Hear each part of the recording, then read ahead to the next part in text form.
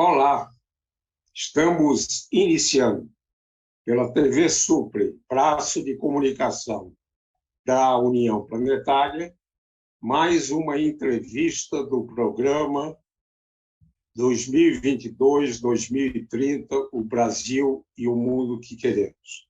Uma parceria da Universidade de Brasília, através do Núcleo de Estudos do Futuro, do Centro de Estudos Avançados Multidisciplinares, com a União Planetária.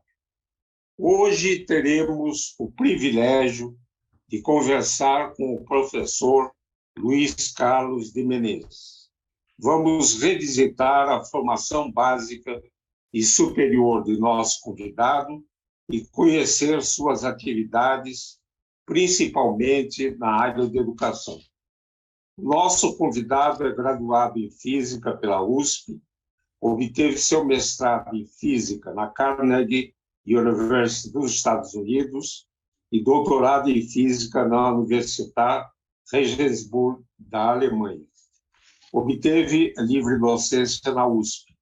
Ocupou cargos importantes na Universidade de São Paulo, atuando no ensino e pesquisa nas áreas de Física e, sobretudo, em educação de forma ampla, currículos para educação básica, formação de professores e ensino de ciências. Publicou 82 artigos em revistas científicas, escreveu 26 capítulos de livros e 24 livros. Orientou 23 teses de mestrado e 13 de doutorado. Atualmente é professor sênior do Instituto de Física e coordenador acadêmico da Cátedra Alfredo Boss de Educação Básica do Instituto de Estudos Avançados da USP. Muito obrigado, professor Luiz Carlos Menezes, por ter aceito ao nosso convite. Na minha primeira indagação, pediria para revisitar a sua infância e juventude, sua formação básica e superior e os caminhos que o levaram a ser um militante na causa da educação. Professor Isaac, meu caro amigo, é sempre um privilégio conversar com você, que eu admiro muito, e participar dessa atividade da União Planetária na UNB. Na realidade, eu me sinto fraternamente acolhido por vocês, porque sinto que temos causas comuns. Eu fui um garoto pobre, por assim dizer, né? Não passei fome, mas tive que trabalhar desde muito cedo, desde os 12, 13 anos. Fui office boy nessa cidade maluca de São Paulo e tive muitos privilégios, né? Desde cedo me interessei por leituras, pela vida intelectual, por assim dizer, e o fato de estar trabalhando desde cedo, convivendo na cidade, me permitiu um sentimento de pertencimento muito amplo das diferentes classes sociais, por assim dizer. Então, esse privilégio do convívio de diferentes perspectivas da vida social me garantiram desde cedo essa visão mais ampla. Eu estudei até o ensino fundamental, fim do fundamental, que na época era o primário e o secundário, em escolas públicas. Do fim do secundário ao ensino médio, eu consegui uma bolsa de estudos num colégio de elite. Então, era curioso, eu era um garoto que vinha vestido de office boy, meus colegas chegavam trazidos por motoristas Colibri, né? Filhos de empresários, etc. Então, mais uma vez, eu tive o privilégio de conviver e ser eu mesmo com diferentes perspectivas. Eu estou dizendo essas coisas como você falou, conta a sua infância e adolescência, essas coisas são construtivas no ser humano. E, portanto, eu estou lembrando desses elementos. Eu morava com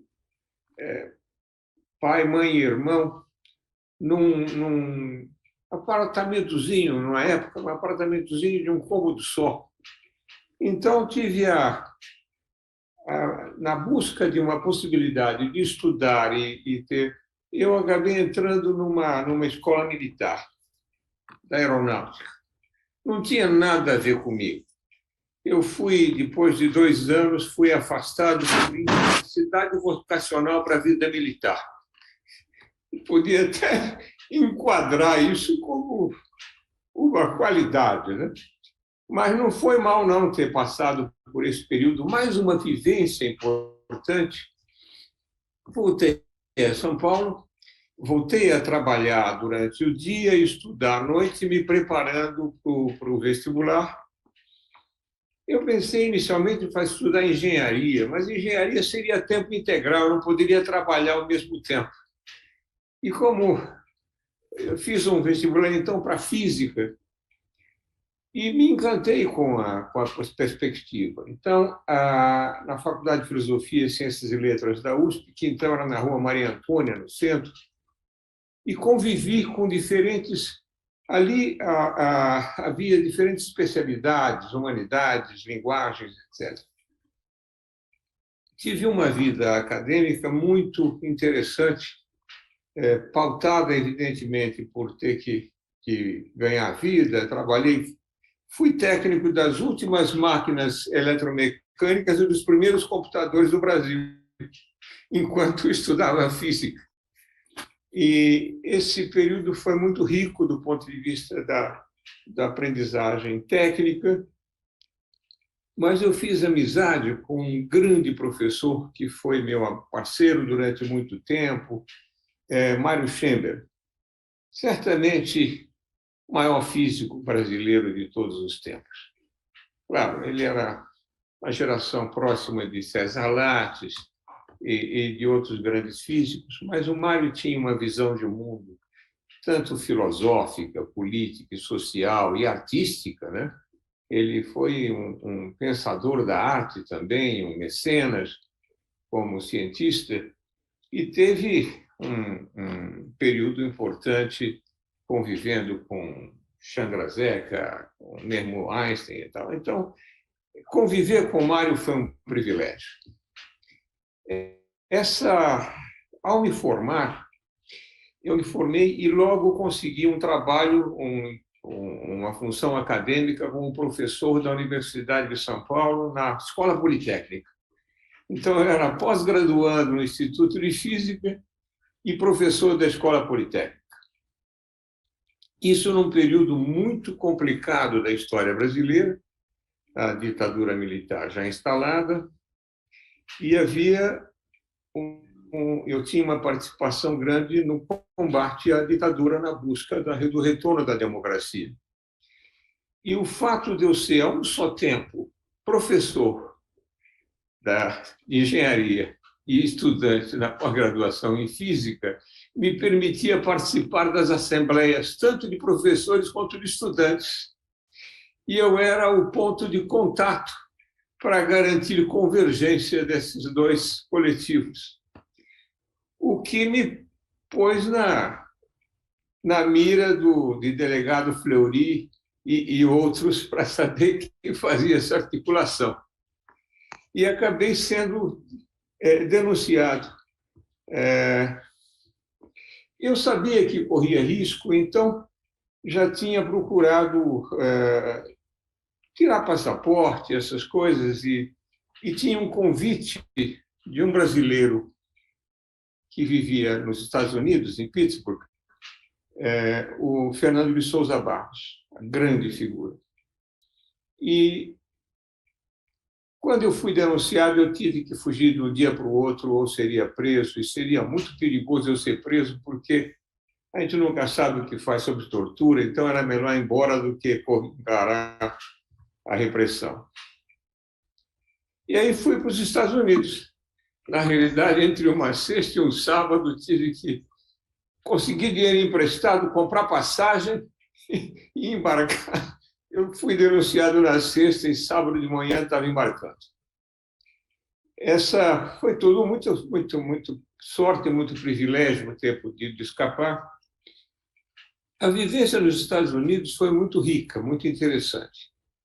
E já envolvida, de certa maneira, na militância política contra a guerra do Vietnã, associado aos movimentos étnicos dos negros, convivi com Jackson, Red Brown e outros, e ao mesmo tempo, eu me interessei pela física, por alguns aspectos específicos.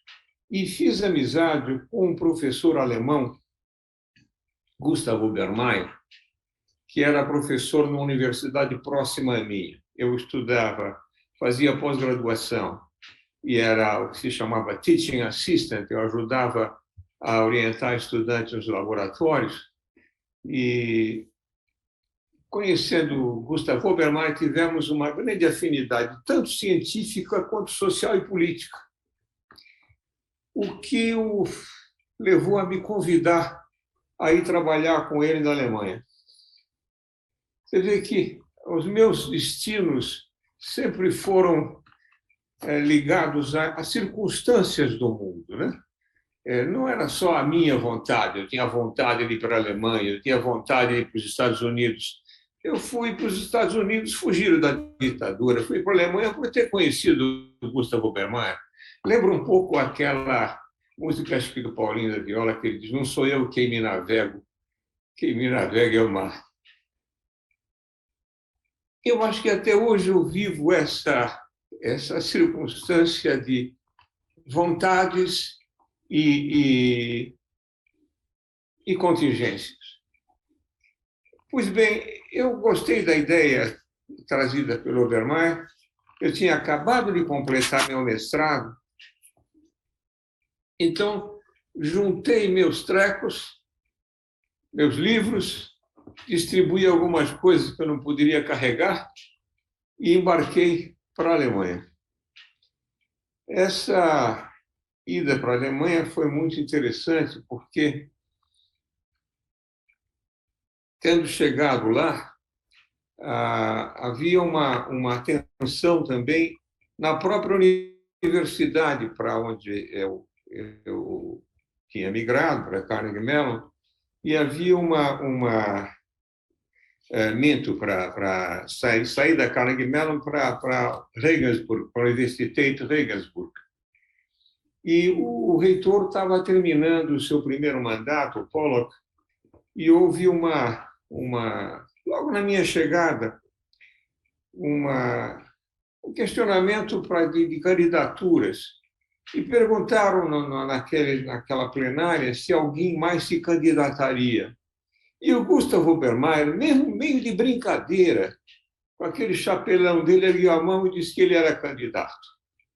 Pois bem, como o Pollock tinha alguns adversários, acabaram por eleger essa figura estranha que era o Gustav Obermayr, barbudo de chapelão.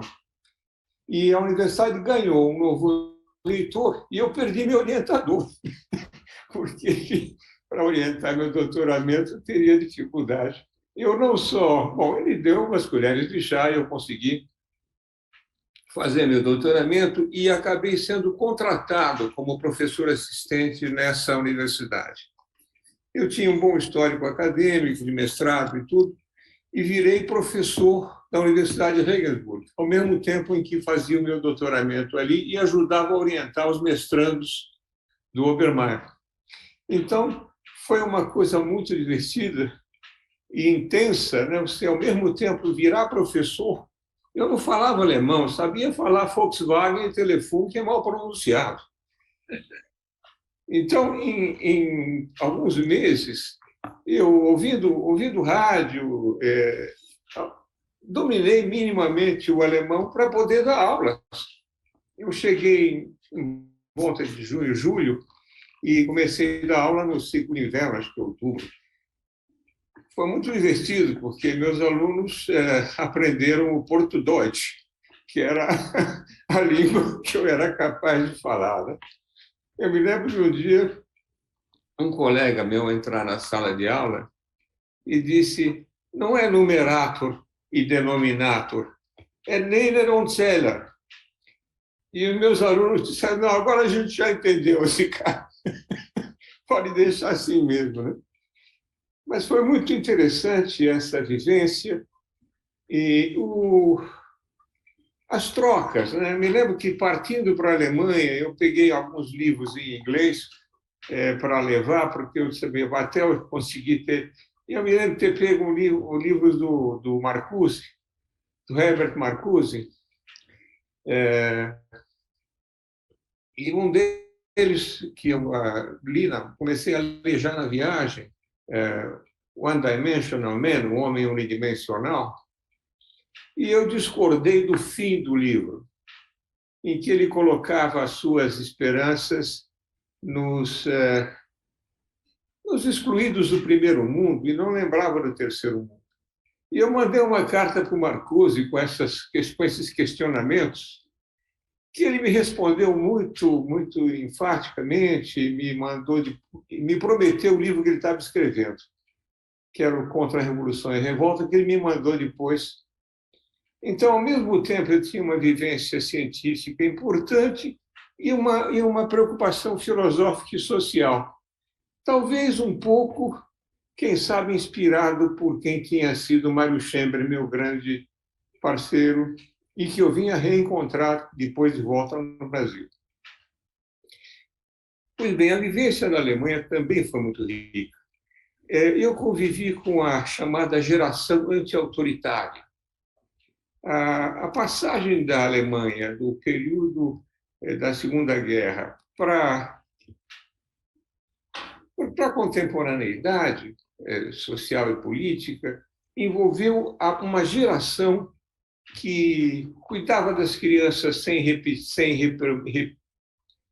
repressão, que tinha uma outra atitude. E eu fui acolhido por essa geração anti-autoritária, e mesmo pelos grupos sociais mais progressistas, isso me deu um ambiente muito rico, tanto do ponto de vista científico quanto do ponto de vista social e político. Eu teria talvez até ficado na Alemanha, estaria no ponto. Eu passei alguns poucos anos lá, mas já tinha nascido lá na Alemanha meu filho André, meu mais velho. Então, essa perspectiva de ficar lá ou voltar para o Brasil já estava dada, né? Se eu tivesse feito a habilitação, que é uma espécie de livre docência lá, eu podia me manter na Alemanha. Eu resolvi voltar para o Brasil. Havia um sentimento de compromisso meu com o Brasil e portanto, voltei ainda na passagem no final da ditadura e já cheguei ao Brasil engajado de novo no movimento anti-autoritário, né, que era um pouco, e tem sido até hoje a minha vocação de vida, né? Essa volta foi muito interessante. Eu já tinha convivido com outros pesquisadores brasileiros nos Estados Unidos e nos reencontramos e criamos um grupo de estudo de mecânica estatística, que era a minha especialidade, né? Minha tese era sobre cadeia de spin interagentes, tudo na Alemanha. E estaria tudo pronto, digamos, para uma carreira científica bastante promissora, por assim dizer. Mas, ao mesmo tempo que eu me dava bem na ciência, eu gostava, eu lamentava muito a condição geral da educação no Brasil. E comecei a criar grupos como o Grupo de Reelaboração do Ensino de Física, o GREF, pelo qual publicamos vários livros. Eu trouxe da da rede pública estadual para o Instituto, para a Universidade de São Paulo, uma dezena, uma dúzia de professores que vieram como coelaboradores desse repensar da física. Então, foi um período interessante em que eu convivia com o fazer acadêmico de cientista e com a função de educador, formador de professores. Eu senti que eu tinha uma responsabilidade com o que eu tinha vivido em física. Publiquei, então, um livro que era um pouco a síntese do que eu conhecia da física, que é A Matéria é uma Aventura do Espírito, que é uma visão geral. Aqui está o diagrama geral na quarta capa da visão geral da física, né? Da física de altas energias, baixas energias, mecânicos. Era um pouco o meu prestar contas da minha vida de cientista e educador, então. E fui gradativamente migrando para a formação de professores e para a tarefa educacional. A experiência do GREF me permitiu aceitar um convite para elaborar parâmetros curriculares nacionais. Eu estou falando de 30 e poucos anos atrás, tá certo? Parâmetros curriculares nacionais, depois ser um dos concebedores do velho Exame Nacional do Ensino Médio. Então, eram atividades, digamos, de política de formação educacional no sentido geral, que eram caudatárias da minha vivência em aperfeiçoar o ensino de física naquela época, que era extremamente formal e inadequado, em parte, aliás, continua. Então, isso foi, digamos, a migração mais ostensiva, porque houve toda uma migração, já no tempo do grupo de reelaboração de ensino de física, que era o meu convívio com professores da escola pública, aperfeiçoando sua formação e trazendo-os como concebedores do novo ensinar. Essa migração para a educação se deu também paralelamente à redemocratização do país. Então, com parceiros como Antônio Cândido, o homem da literatura, Simão Matias, da química, Douglas Monteiro, da sociologia, mais velhos que eu, mais experientes, mais parceiros nesse repensar da democratização brasileira. E, portanto, de alguma maneira, eu cumpria o que eu sempre tinha sonhado, que era a construção de um país democrático e desejavelmente mais solidário, mais justo. Nunca me apartei, digamos, desse fazer social, do fazer conceitual, como educador, como intelectual. Isso, de alguma maneira, tem sido, digamos, a minha trajetória. Na Universidade de São Paulo, também por essa vocação, acabei aceitando dirigir o que chamava SECAI, que era uma coordenadoria de extensão, antes da existência das pró-reitorias de extensão. Mais tarde, chegou a pró-reitoria, que abrigou essa entidade que eu dirigi durante meia dúzia de anos. E ali também a universidade se mostrou solidária com a construção social, criação de empresas júnior, estudantes com protagonismo social e econômico. Então, foi um período muito rico por assim dizer, uma militância social acadêmica, que não era simplesmente partido político, mas era também... Depois houve também uma militância social e política durante algum tempo. Mas, veja, esse período todo que eu estou aqui brevemente descrevendo, de décadas, digamos, o que me traz nessa presente circunstância. eu tive, ao fazer minha aposentadoria formal, eu mantive uma presença ativa como aposentado, que é essa condição de professor sênior, que eu brinco, é um título honroso para o aposentado que trabalha de graça. Então, essa condição de professor sênior que eu tenho até o momento me manteve ligado à universidade. E nos últimos anos, 5 anos, eu tenho trabalhado junto ao Instituto de Estudos Avançados, que é, digamos, a etapa em que nós estamos agora imersos, em que se retoma a minha proximidade com este meu grande amigo, né, Isaac Reutemann, com quem converso hoje. Muito bem. Poderia, professor Menezes,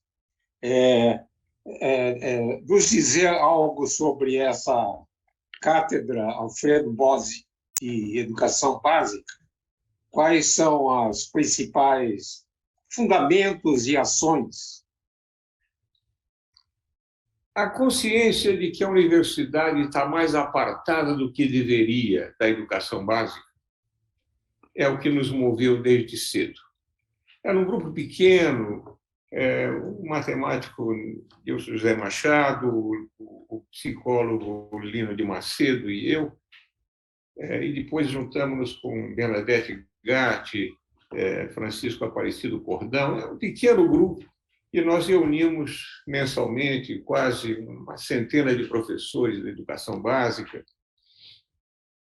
A universidade foi criada, em 1934, a USP, um pouco decorrente do Manifesto Pioneiro de 1932. Mas, gradativamente, formar professores virou subproduto, em lugar de ser razão principal. Então, se trataria de resgatar a importância da universidade na formação de professores, a revalorização das carreiras. Isso foi a vocação geral.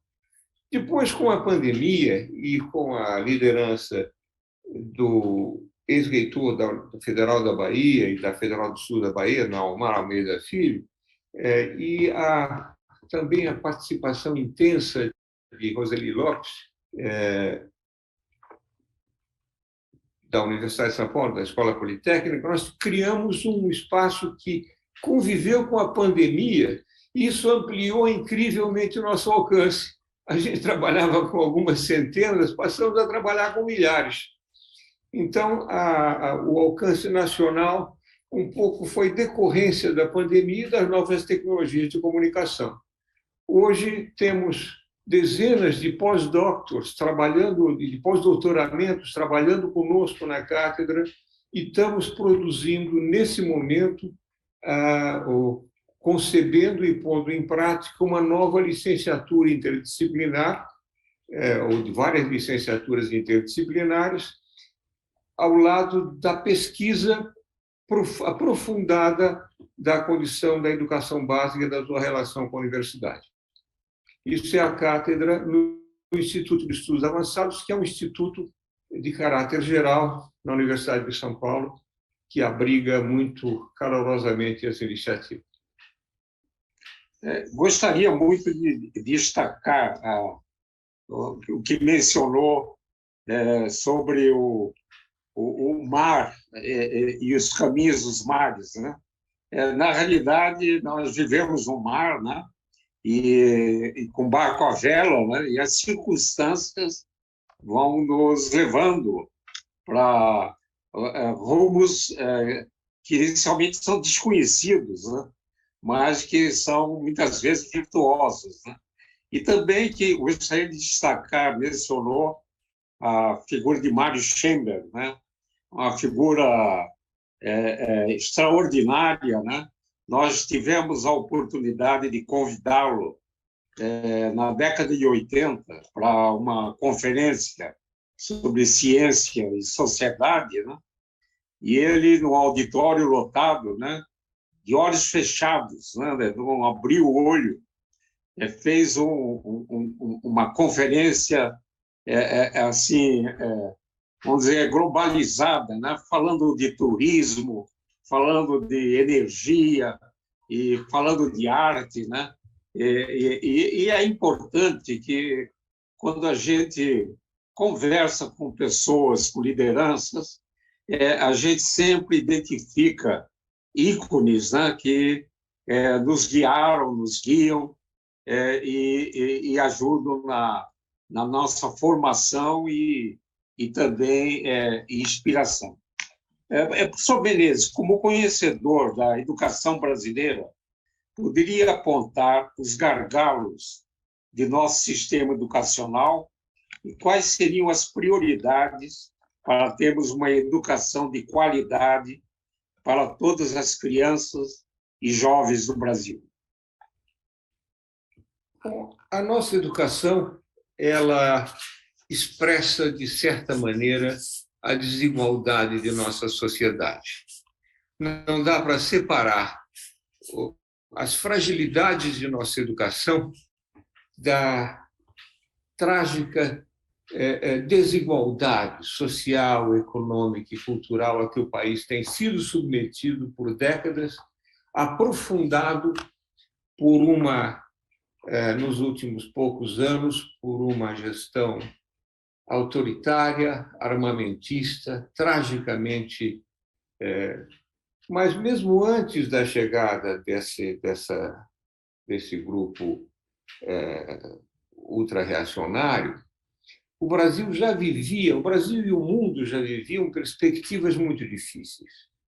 A exclusão social crescente agravada pelo desemprego tecnológico. As novas tecnologias substituíram o operário pelos robôs, pelos autômatos, e substituíram os serviços por sistemas. Então, há um desemprego estrutural que, no caso do Brasil, que é um exportador de commodities, porque a agricultura não emprega e a indústria, nós somos desindustrializados, produz uma massa subqualificada que precisaria ser resgatada na sua inserção cultural também, econômica, não basta simplesmente Bolsa Família, ou Auxílio Brasil, como se chama, que é a naturalização da miséria. É preciso a efetiva inserção, e isso está associado à educação. Então, há um problema da valorização da educação, a valorização do professor, isso é uma forma de superar parte dessa insuficiência educacional, mas há um problema na saída da educação. O abandono escolar, desde o fim do ensino fundamental, do ensino básico, especialmente no ensino médio, mostra um descompasso entre formação e trabalho. Mesmo faculdades hoje não estão empregando. Você pode vir com um diplominha que não te abre portas. E não adianta diplomar o jovem e largá-lo diante da dificuldade. É preciso que o processo educacional seja acompanhado de uma inserção na vida social, cultural e econômica. E não há preparo para isso. Então, eu acabei escrevendo um livro nos últimos anos chamado Educar para o Imponderável. Esse Educar para o Imponderável, uma ética da aventura, é a apresentação dessa problemática. A apresentação da problemática da exclusão social, da degradação ambiental, do recrudescer da violência, tudo isso apoiado e subsidiado por populismos autoritários. Isso vai de Putin a Bolsonaro. Quer dizer, você olha o mundo, você tem a emergência, em parte com respaldo popular, por conta, inclusive, da ignorância. Então, há uma associação entre os problemas educacionais e os problemas sociais e políticos. Então, veja, só nos faltava uma guerra, já não nos falta mais. Uma guerra imbecil, malvada, que coloca questões de império em pleno século XXI. É certo? Porque Kiev foi a capital da Rússia há 1000 anos. Essa loucura que nós vivemos hoje associada a continentes inteiros que foram expropriados, violentados e depois abandonados, como a África. Então, veja, a condição do mundo hoje, a condição do Brasil de hoje, realmente são condições assustadoras. E é preciso preparar o jovem para fazer o que nós não fizemos. A ideia de educar para o imponderável é precisamente essa ideia. A ideia de educar, que é conduzir, né? Sigam-me, essa ideia está equivocada. Nós precisamos caminhar junto com os jovens, procurando junto com eles perspectivas, e não sabendo, olha, eu sei onde ir, só basta você me seguir. Não é verdade. Nós estamos sem programa. Nós, Brasil e mundo, estamos sem programa. Você pensa, século XIX, Karl Marx entregou para o proletariado industrial a tocha olímpica da transformação. Esse proletariado virou robô, que não faz transformação nenhuma. Você pensa em Keynes, John Maynard Keynes, no século XX, que propunha, já que a força de trabalho é também o mercado, né?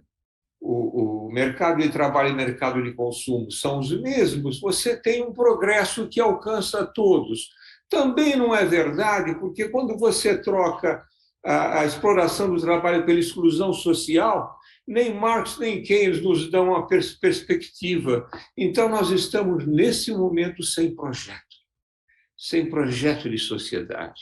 E é preciso uma educação, é preciso pensar uma educação em que o jovem seja protagonista, em que o jovem não é para ser adestrado, informado das coisas, ele precisa pensar junto conosco saídas. Então, a ligação de gente madura, experiente, que está olhando o mundo solidariamente. Gente como Isaac Rothman, esse meu amigo que está aqui me entrevistando. É preciso que nós, Isaac, eu e tantos outros, nos associemos aos jovens num pensar conjunto de um futuro mais solidário. Isso tem que começar desde a educação infantil. A criança saber que ela e os seus coleguinhas têm um fazer conjunto, e a ideia de uma escola em que não esteja um jovem competindo com o outro, mas um jovem cooperando com o outro. Então, a perspectiva da cooperação, a perspectiva da fraternidade promovida na escola, né? Então, e outros desvios graves que nós vivemos, né? O racismo estrutural nesse país é um drama que tem que ser combatido desde cedo. Não adianta dizer, eu falo para a Mara, eu deixo que você seja preta. Não, eu quero que você seja preta. Eu gosto da sua cultura, eu gosto da sua sensibilidade. Então, não se trata de uma escola que promova a mera tolerância.